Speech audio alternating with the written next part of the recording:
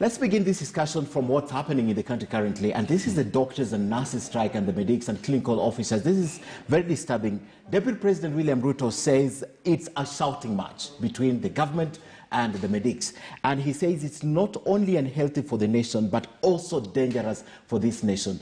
You have been observing from the sidelines. I know you have spoken about it, but from where you are, how would you have dealt with this challenge?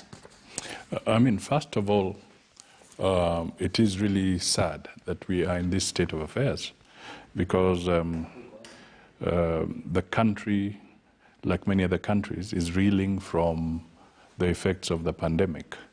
And the medics have been raising issues from time to time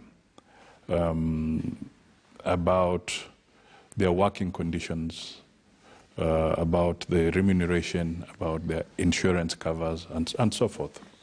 So it is an issue that has been with us. And I think at this point in time, what is important is serious and genuine dialogue. Between the government, the county government, okay, and also national government. Yes, there's national government, yes, and then there's the county governments, because some aspects of health are also devolved. Okay. Why do you say serious and genuine? Do you have a sense that it's never been serious? It's not genuine? Yes, it doesn't look like they're sitting to find common ground.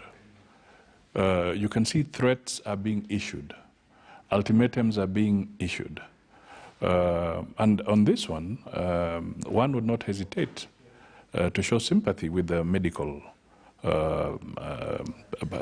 fraternity, because they have been raising concerns. And apart from this,